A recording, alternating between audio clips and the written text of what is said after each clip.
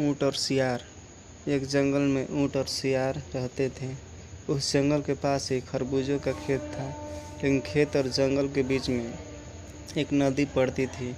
एक दिन दोनों ने सोचा कि आज नदी पार कर खेत में खरबूज खाने चलते हैं। दोनों ने एक दूसरे से सलाह मिला ली और खरबूज के खेत की ओर चल पड़े। जैसे ही नदी के पास पहुँचे, सियार बोला, ऊँट भाई, तुम मुझे अपनी पीठ पर बिठा लो तो मैं भी नदी पार कर लूँगा। ऊँट ने सियार को अपनी पीठ पर बिठा लिया और थोड़ी ही देर में खेत में पहुँच गए। जैसे ही वो खेत में पहुँचे तो उन्हें बड़े ही मीठे मीठे खरबूज खाने को मिले।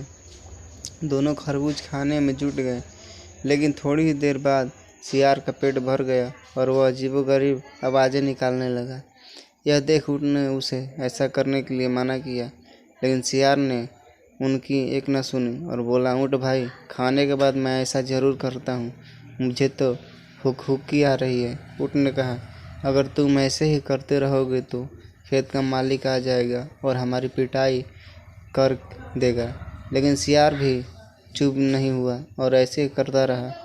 सियार की आवाज़ सुन खेत का मालिक आ गया। खेत के मालिक को आजा देख सियार तो झाड़ियों के पीछे छुप गया और ऊँट बेचारा पिट गया।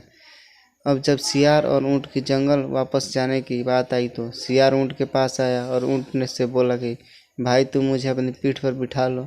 ऊँट को भी अपना बदला लेने का मौका था। उसने सियार को अपनी पीठ पर बिठा लिया। जब ऊँट नदी के बीचों बीच पहुंच गए तो बोला, यार, मुझे तो लूटी आ रही है। खाना खाने के बाद मैं लेटता ज़रूर हूँ। जैसे ऊँट बैठने को हुआ तो सियार ने उससे कहा, अगर तुम बैठ जाओगे तो मैं तो डूब ही जाऊँगा, बस थोड़ी देर रुक जाओ। अब ऊँट की बारी थी, इसलिए उसने भी सियार की एक न सुनी और नदी में बैठ गया। जैसे ऊँट बैठा, सियार नदी में डूब गया और मर गया।